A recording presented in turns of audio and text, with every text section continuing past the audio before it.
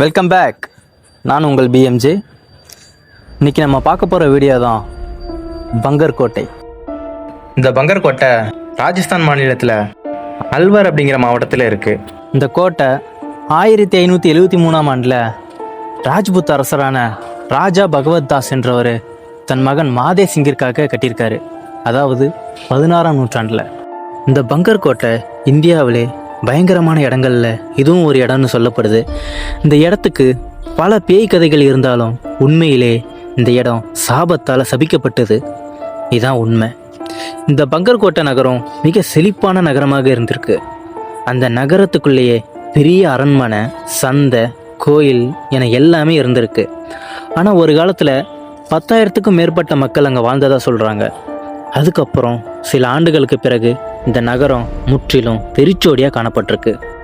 இந்த கோட்டையோட சாபக்கதை எதனால் வந்ததுன்னா, பழைய காலத்திலே அந்த நகரத்தில் ரத்னாவதி என்ற அழகான அரசகுமாரி வாழ்ந்து வந்திருக்காங்க. அவள் அழகை பார்த்து பல அரசர்கள் திருமணம் செய்ய விரும்பினர். ஆனால் அந்த நகரத்தில் சிங்கியா என்ற ஒரு கர்ம மந்திரவாதி இருந்தான்.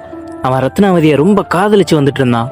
ஒரு நாள் ரத்னாவதி வாங்கிய வாசனை எண்ணெயில் மந்திரம் செஞ்சு அவளை தன் வசப்படுத்த திட்டமிட்டான். ஆனால் ரத்னாவதி அதை உணர்ந்து அந்த எண்ணெய் பாட்டிலை கல்லின் மீது வீசி விடுகிறாள். அந்த எண்ணெய் மந்திரவாதி மீது விழுந்தது. அந்த மந்திரம் திரும்ப சிங்கியாவே தாக்கியது.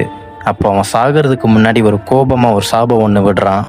இந்த நகரம் முழுவதும் அழிந்து போகும், இங்கே யாரும் வாழவே முடியாது என்று சாபம் விடுறான். சில ஆண்டுகளுக்கு பிறகு அந்த நகரம் மீது போர் நடந்தது.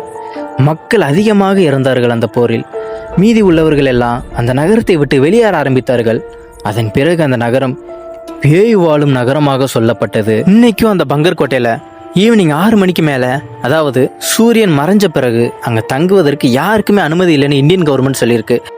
இன்றைக்கும் அந்த பங்கர் கோட்டை பக்கத்தில் போகும்போது யாரோ பேசுகிற மாதிரியாகவும் நடக்கிற மாதிரியாகவும் சத்தம் தெளிவாக கேட்குமா. அது மட்டும் இல்லாமல் அங்கே நிழல் மனிதர்கள் அதிகமாக நடமாடுறதாகவும் சொல்கிறாங்க. இந்த மாதிரியான இன்ட்ரெஸ்டிங்கான வீடியோஸ் பார்க்க நம்ம சேனலை சப்ஸ்கிரைப் பண்ணிக்கோங்க.